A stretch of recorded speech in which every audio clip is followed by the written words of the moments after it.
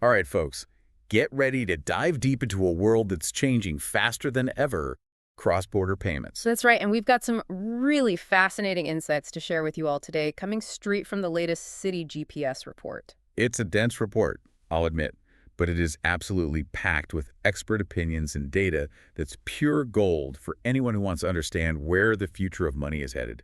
And the thing is, this isn't just some niche topic for financial experts. This impacts all of us, whether we realize it or not. Exactly. We're talking about everything from online shopping and travel to sending money to family overseas, everyday stuff that most of us do without even thinking about the complex systems working behind the scenes. And the sheer scale of this is mind-blowing. Oh, absolutely. Non-wholesale cross-border payments, meaning those made by individuals and small businesses, are projected to reach an astounding $65 trillion by 2030. Trillion with a T. It's a financial revolution in action, driven by the need for speed, efficiency, and transparency. Consumers and businesses are demanding faster, cheaper, and more transparent ways to move money across borders. They don't want to wait days for a transfer to clear or pay exorbitant fees. Right, and thankfully, technology is stepping up to meet those demands. Absolutely. The report points to the unstoppable rise of e-commerce and digital globalization, which is driving a surge in cross-border transactions.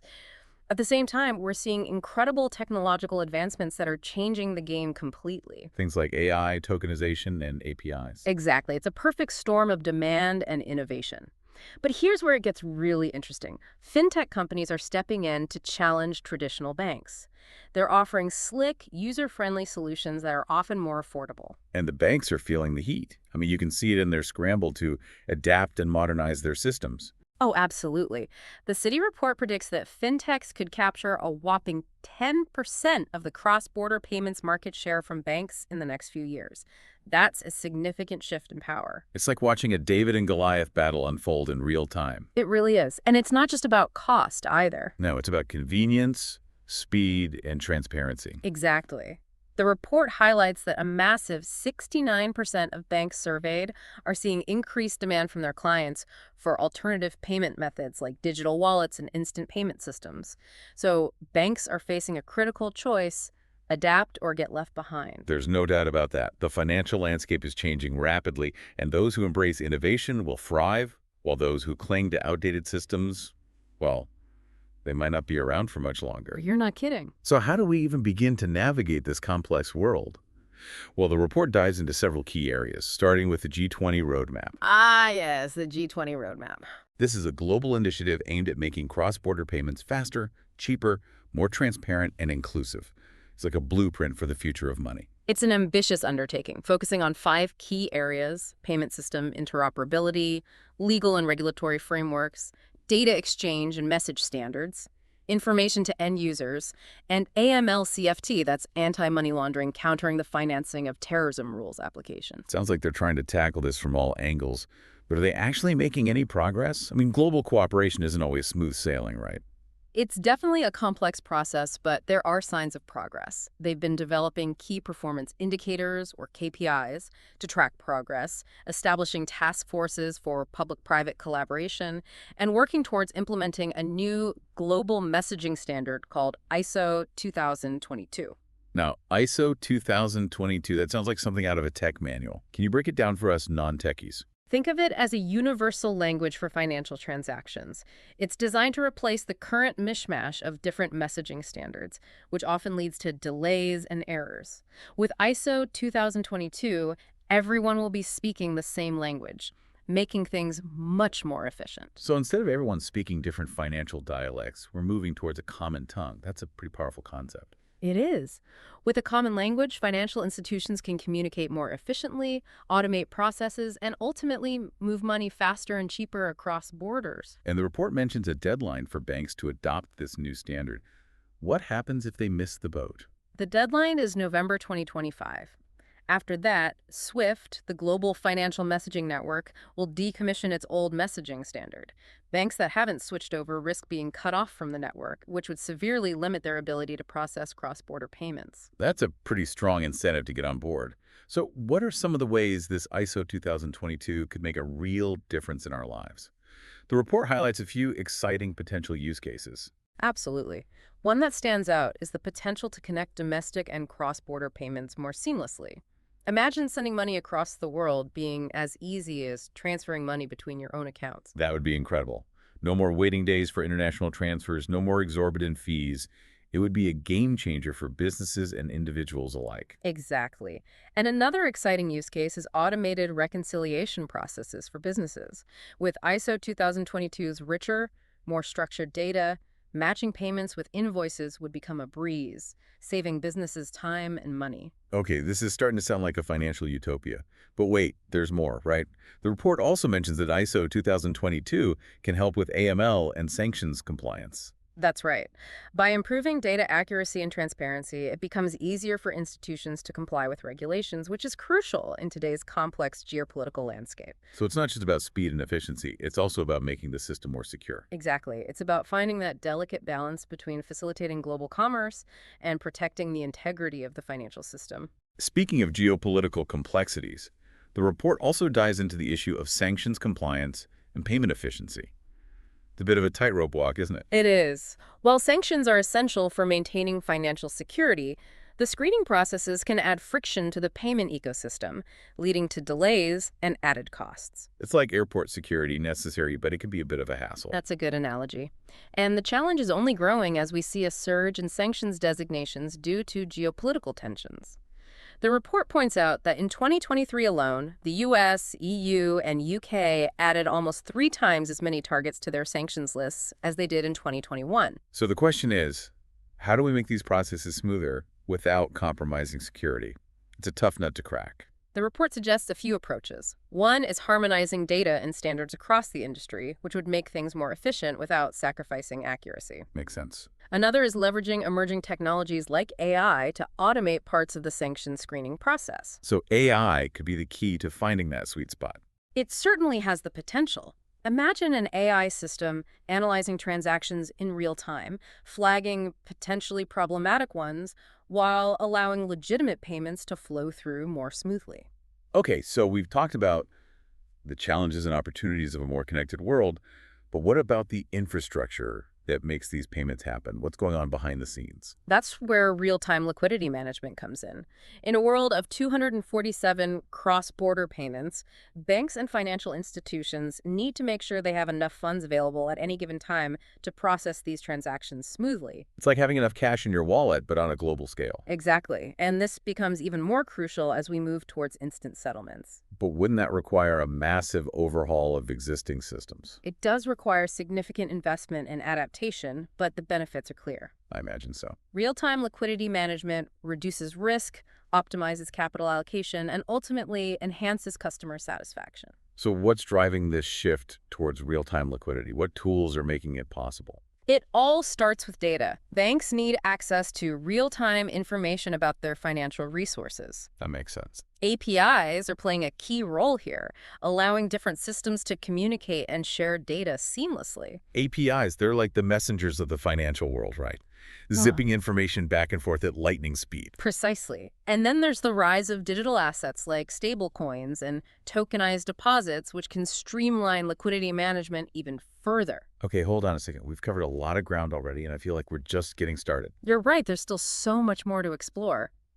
Welcome back, everyone. Let's pick up where we left off, exploring how the rise of tokenization and digital assets is impacting cross-border payments. All right, I'm ready to have my mind blown.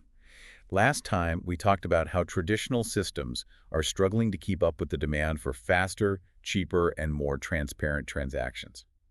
Are digital assets the answer?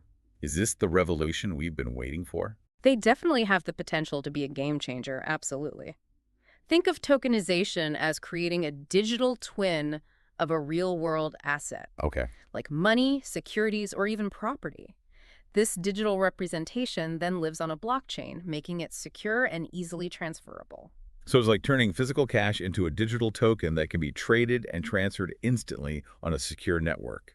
No more clunky systems, no more waiting for days. That's the idea. And this has huge implications for cross-border payments. Imagine sending money across the world as easily as sending a text message, instantly, securely, and with minimal fees. This could change everything. Okay, that sounds amazing in theory, but how does it actually work in practice? I mean, I can barely understand how to send a regular international transfer, let alone with digital tokens. Well, it's simpler than you might think. Let's break down the different types of digital assets that are relevant here. First, we have CBDCs, central bank digital currencies. Many central banks around the world are exploring these as a way to enhance their wholesale payment systems. So CBDCs are basically digital versions of a country's currency, backed by the central bank, kind of like a digital dollar or a digital euro. That's right. And then we have tokenized commercial bank deposits, which are digital representations of the money you have in your bank account.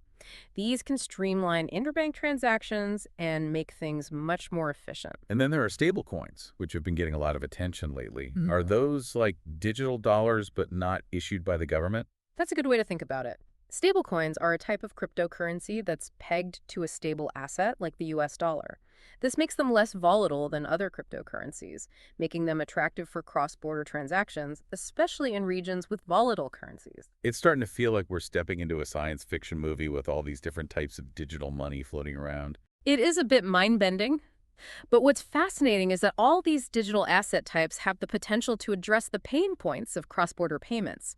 They enable instant settlement, 24/7 availability, and enhance security.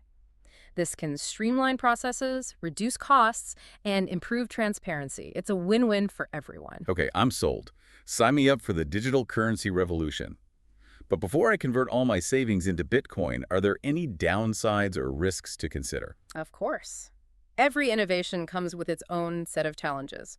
One major hurdle is the need for interoperability between different payment systems and digital asset networks.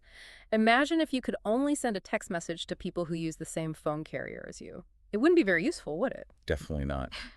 It seems like we need a way for all these different digital currencies to talk to each other. Otherwise, it's just a bunch of isolated islands in the digital sea. Exactly, and that's what initiatives like Project Agora are trying to solve.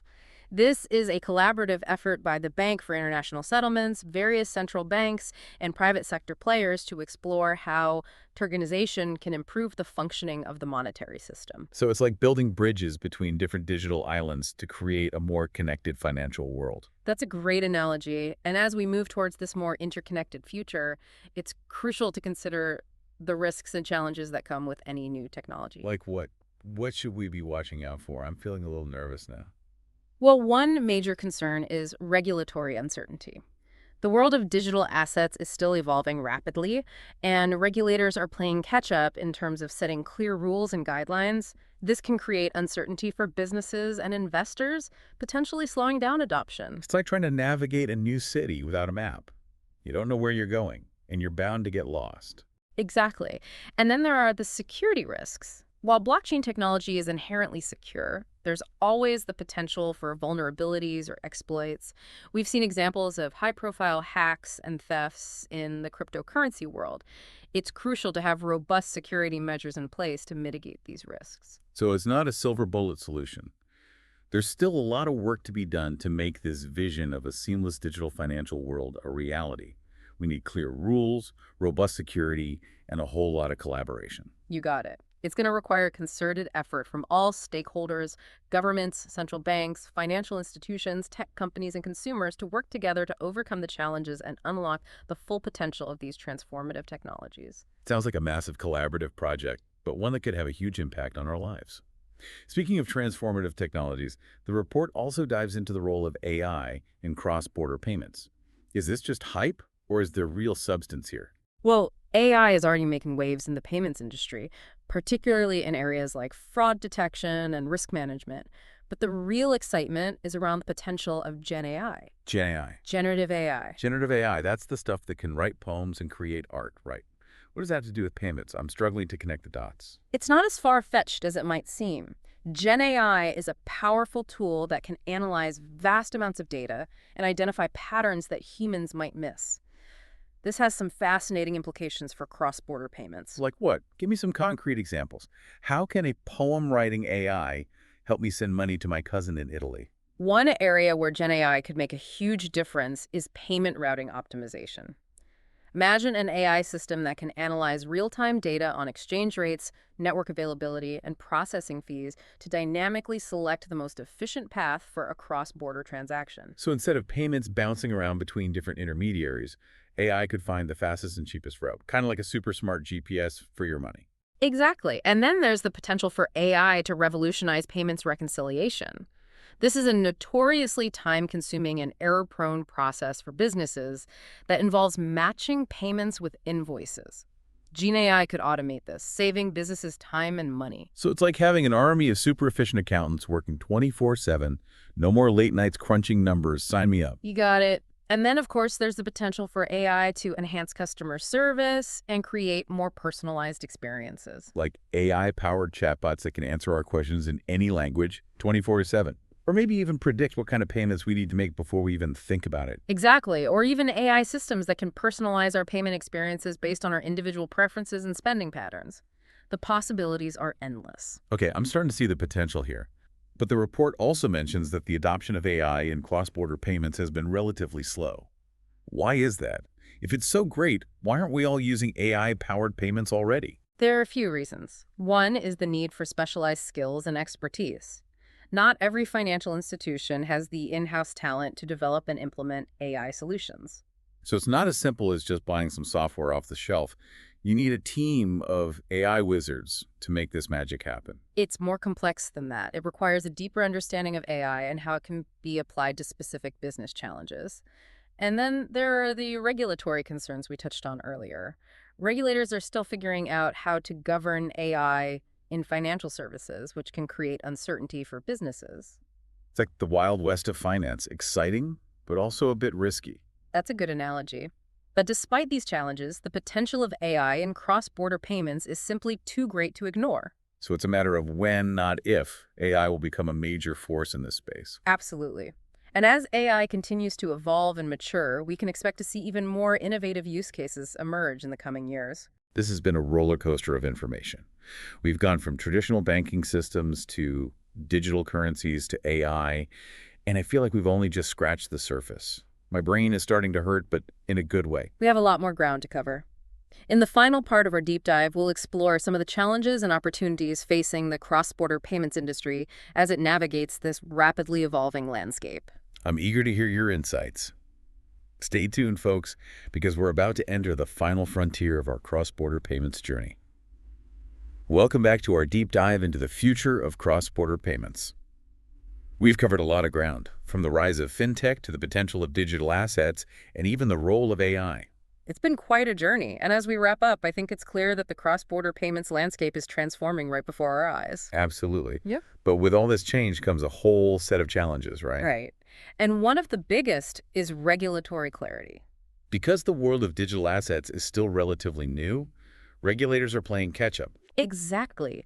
They're trying to create a framework that fosters innovation but also protects consumers and ensures financial stability. Which is a tough balance to strike, I imagine. Oh, absolutely. It's like trying to write the rule book for a game that's constantly changing. And until there are clear guidelines, businesses and investors are hesitant. They are. This lack of clarity can really slow down adoption. And then, of course, there's the issue of cybersecurity. Which is probably even more important with so many transactions happening digitally, right? It's critical. Financial institutions need to invest heavily in security measures. To protect sensitive customer data and ensure the integrity of their systems. Exactly. We can't forget about legacy infrastructure either. Because a lot of financial institutions are still reliant on outdated systems. They are, and those systems just weren't designed for the speed and volume of transactions we're seeing today. So upgrading those systems is essential. It is, but it can be a massive and complex undertaking. All right, so we've talked about some of the hurdles, but I want to end on a positive note. Where do you see the biggest potential for growth and innovation? I think financial inclusion is huge. Because there are still billions of people around the world who don't have access to basic financial services. Exactly. But digital assets and mobile technology offer a way to bridge that gap. It's like bringing more people into the global financial system. Right. And that can have a profound impact on poverty reduction and economic empowerment. That's really powerful. Are there any other opportunities that you're particularly excited about? Definitely. The rise of embedded finance is another game changer. Embedded finance? Yeah, it's the idea of integrating financial services into everyday experiences. So like buying a coffee with your smartwatch. Exactly. Or sending money to a friend through a social media app. Making financial services more seamless and invisible. Exactly. And that has huge implications for cross-border payments, too. Imagine buying products from overseas merchants without even thinking about currency conversions or international payment fees. It would completely change the way we think about global commerce. It would.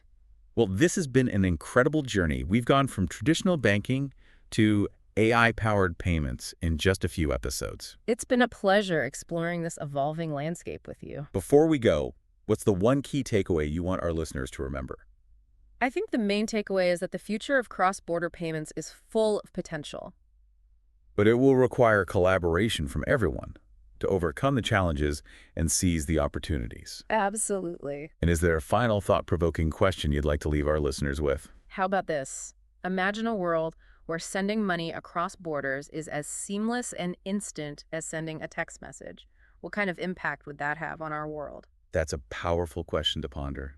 Thanks for joining us on this deep dive into the future of cross-border payments. It was my pleasure. We hope you found it informative, insightful, and maybe even a little bit mind-blowing. Until next time. Stay curious and keep exploring.